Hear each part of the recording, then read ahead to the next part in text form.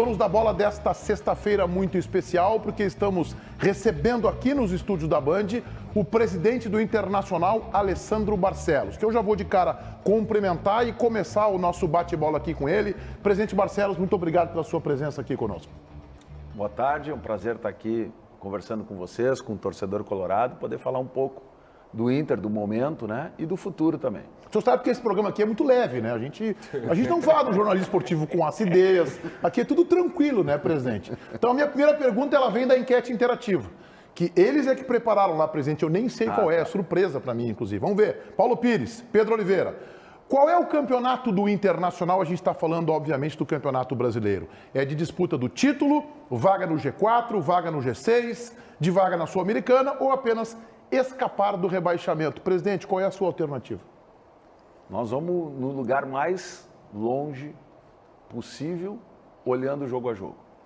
Nós estamos trabalhando, nesse momento, com essa estratégia. A estratégia que deu certo, né, e por muito pouco não fomos campeão brasileiro no início do ano. Quando assumimos o Internacional, estávamos a 9 pontos do líder, em 6º lugar no Campeonato Brasileiro. E naquele momento se falava se o Inter ia pegar G6, ia pegar G4, ou brigaria pelo título, né? Ou nem isso. E nós internamente fechamos questão, foco e trabalho, jogo a jogo, para poder, a partir daí, o campeonato de pontos corridos, os 3 pontos que a gente tem na partida seguinte, são sempre 3 pontos decisivos, importantes, e portanto tratar isso como algo rotineiro. Nesse segundo turno, são 18, 19 partidas, com mais uma partida que ficou para frente, né, do Bragantino, poder buscar vitórias, poder buscar pontos, para que nos leve, né, a disputar, sim, uma vaga direta na Libertadores, né, e chegar um campeonato que tem oscilações, um campeonato que tem equipes importantes, que em determinado momento 2, 3 vitórias levam o time para uma situação bem melhor, e é isso que a gente vai perseguir. Então, a partir daí, chegando mais próximo do final, a gente vai, com certeza, ajustando melhor esse objetivo para que a gente possa chegar nele. JB. Presidente, por que um time que terminou o último Campeonato Brasileiro em segundo, só perdeu ali por um palmo, acho que é até injusto, foi injusto, hoje é 10º colocado? Eu poderia dizer que tem vários fatores aí, né? Agora, todas as equipes que disputaram o campeonato do ano passado também tiveram oscilações e dificuldades, algumas investimentos maiores do que o nosso, e recuperaram. Nós estamos recuperando com um pouco mais de tempo, tivemos um período difícil, quando foi a retomada dos trabalhos, com a vinda do Miguel Ângelo e a perspectiva de ter uma mudança dentro da forma de jogar. Essa mudança não foi atingida pelo que nós esperávamos, pelo que nós trabalhamos, né? E isso dificultou um período dessa adaptação com a vinda do Diego Aguirre. Isso com certeza melhorou. Nós estamos retomando essa forma que queríamos de jogar e esperamos que isso seja suficiente para que a gente volte no segundo turno a ter as mesmas ou melhores apresentações. É importante lembrar que tivemos um campeonato de 2020-21, né? Uma temporada que percorreu os 2 anos, também com oscilações grandes, com dificuldades em alguns momentos, fomos desclassificados da Copa do Brasil, fomos desclassificados da Libertadores, né? E buscamos essa recuperação. Então, agora de uma forma mais difícil, é verdade, mas também com esse ímpeto de buscar isso, de acertar e de poder levar o Internacional a uma posição diferente. E aí tem vários fatores também que a gente pode analisar, né? A sequência de uma temporada para outra, o tipo de trabalho que fizemos até o final de fevereiro, com a corda esticada, a recuperação disso depois, a mudança da forma de jogar, foram elementos que, com certeza, contribuíram para que a gente tivesse essa oscilação, eu diria, negativa, e que a gente busca recuperar agora. Fabiano Baldassi. Presidente Alessandro Barcelos, um prazer falar com o amigo.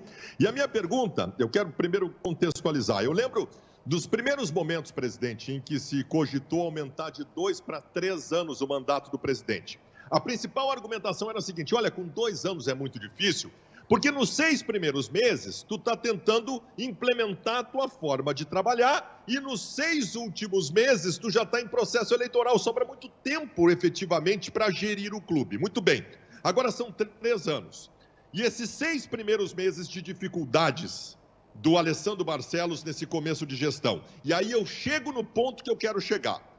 Miguel Ángel Ramírez, presidente, foi uma decepção para o senhor na medida em que realizou um trabalho insuficiente, tanto que foi demitido, e ainda deu uma entrevista depois, virando o coxo, dizendo que se soubesse como o Inter era por dentro, ele não teria escolhido o Internacional. Boa tarde, Baldasso. Bom dia, boa tarde. De fato, esse período, eu comentei agora aqui, né, ele teve no início de trabalho resultados, teve no início de trabalho uma possibilidade, sim, de mudança, né, mas ele não se confirmou ao longo do período, né, e o Internacional é um clube gigante, um clube que gera, e quando busca os seus profissionais, ele busca com a expectativa, né, de que as coisas funcionem de uma forma positiva.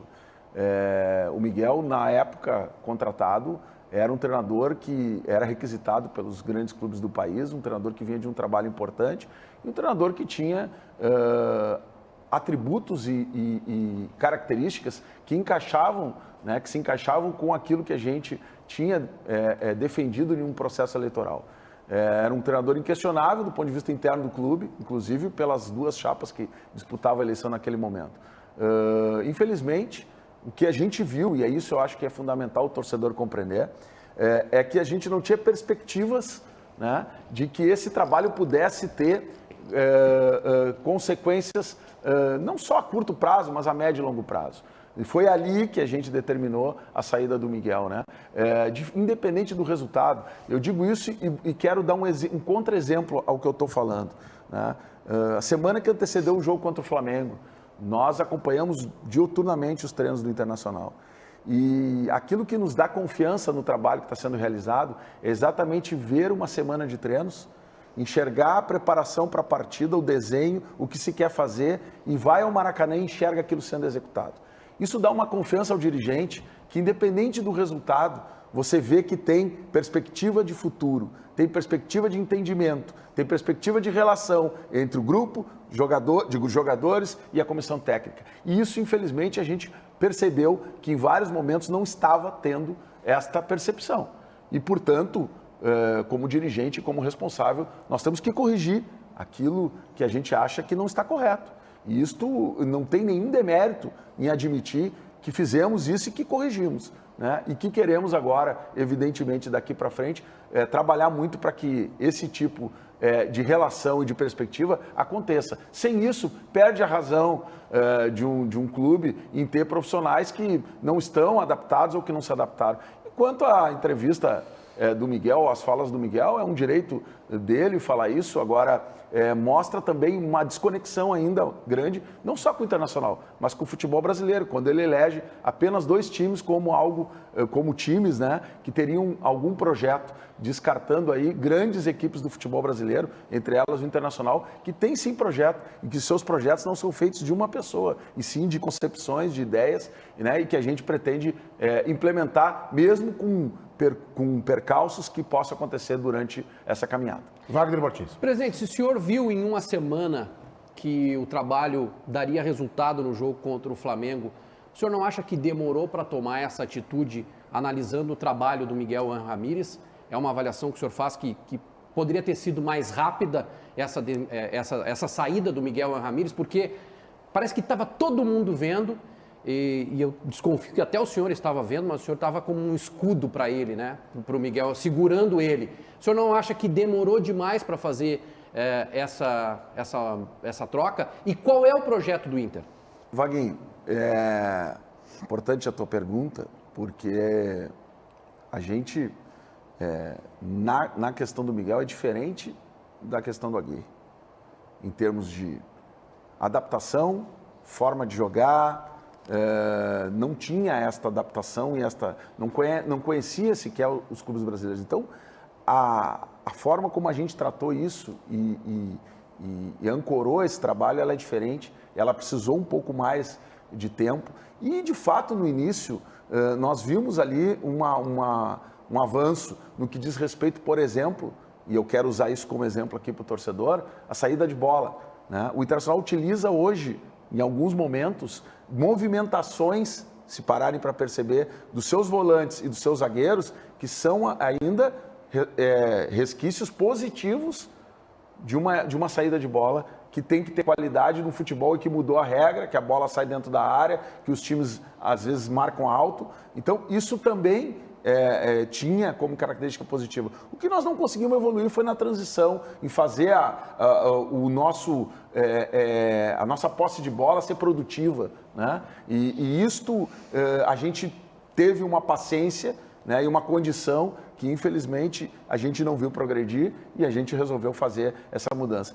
O projeto do Internacional é um projeto de futebol propositivo que possa buscar o gol do adversário, buscar as vitórias, independentemente do modelo de jogo, se é posicional, se é um modelo de jogo onde a transição é mais rápida, né, e diferente do posicional que muitas vezes privilegia a posse de bola para no momento certo atacar. Bom, esta é uma variação que cada treinador vai ter. O que nós não queremos é um Internacional que jogue o tempo todo atrás, esperando em algum momento para fazer alguma jogada que busque a vitória. Isso não impede que tenhamos estratégias diferentes para jogos diferentes. E aí eu pego o exemplo de novo do jogo do Flamengo e pego o exemplo do jogo do Fluminense, para pegar dois exemplos que foram na sequência e que nós jogamos de forma diferente os dois jogos. Um jogo olhando para a estratégia de um adversário fortíssimo dentro da sua casa, com capacidade, né, de atacar os seus adversários, e o Internacional, se olharmos na tabela ou nos resultados do Flamengo nesse período, talvez tenha sido o único time que venceu e não só venceu, como fez 4-0, porque estudou, porque trabalhou e porque teve peças para executar esse sistema, né, de forma muito positiva. Da mesma forma como o Fluminense, que nós tivemos poder de reação que não vínhamos tendo antes, né, e a partir daí também propondo o jogo e tentando a vitória o tempo todo. Então, eu acho que isso são evoluções que estão acontecendo e que o Diego Aguirre tem nos ajudado, junto com os seus atletas, junto com o nosso grupo, né, a chegar. César. Essa relação, e a gente pode fazer um breve histórico aqui do início da sua gestão, pegando o pós-Campeonato Brasileiro. Eu acho importante que a gente faça. O senhor passou por algumas crises nesse período, né? O senhor tem o episódio da própria troca de comando, depois precisou também o vice-futebol, e tem crises relacionadas a jogadores. O que o senhor faria diferente hoje, dentro, exatamente sentado aqui da campanha, quando o senhor falou muito em ruptura, em mudança de lógica no Internacional? O que aconteceu nesses 6 meses de mudança de pensamento do candidato pro presidente Alessandro Barcelos? Diria que talvez a velocidade das coisas, né? O Internacional, ele precisa, e eu continuo convicto disso, mudar a sua forma de gestão, né? Eu não abro mão disso. E até, para que fique claro, muitos avaliaram essa nossa palavra ruptura da forma como lhe convinha. Então, quem trata de futebol tratou de falar em ruptura no futebol. Quem trata de finanças, em ruptura nas finanças. Quem trata, enfim. Na verdade, o que eu falei, o que nós falamos, sempre foi em relação à ruptura de modelo de gestão, como um todo. E isto não significa dizer que o modelo de gestão adotado foi um modelo errado. Não, nós estamos vivendo novos momentos, o clube se encontra numa situação diferente e, portanto, a necessidade de mudança e de ruptura com esse modelo, ela existe. Agora, isso, eu até numa última reunião do conselho, para que ficasse claro aos conselheiros que compõem o clube, fiz parte da gestão anterior, né? Ajudei em uma ponta, em outra, não tinha o domínio da estratégia, mas sim da execução de uma pasta ou outra, né? Nós entendemos que essa palavra ela pode ser perfeitamente mudada para que todos estejam juntos nesse caminho para um desafio, ou seja, desafios novos de fazer diferente. Porque da forma como a gente vinha fazendo, o clube hoje soma uma dívida de 600 milhões, o clube tem um déficit no último ano de 91 milhões e ele precisa enfrentar isso. E não é da mesma forma e com o mesmo remédio que nós vamos resolver, porque esses remédios são insuficientes. A doença evoluiu, vamos dizer assim, e nós precisamos ter tratamentos diferentes.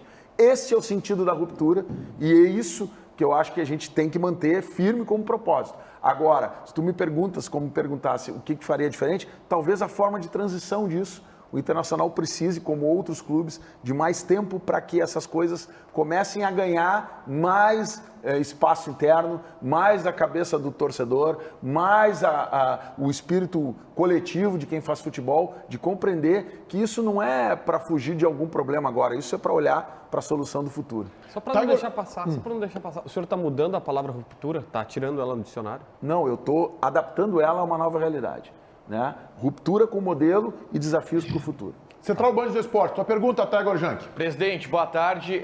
O senhor falou de olhar para frente, olhar para o futuro. O presidente Alessandro Barcelos vai entregar um clube para o presidente Alessandro Barcelos do ano de 2022. Eu queria saber qual é a análise que o senhor faz sobre esse ano de 2021.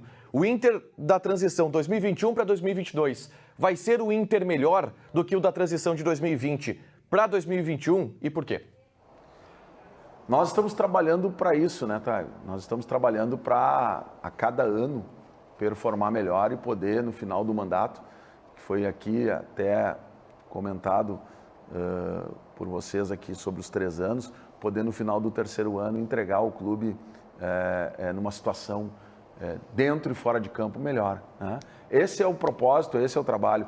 E para isso a gente está fazendo um conjunto de medidas importantes dentro de campo, né, para melhorar a nossa performance, a nossa entrega e fora de campo.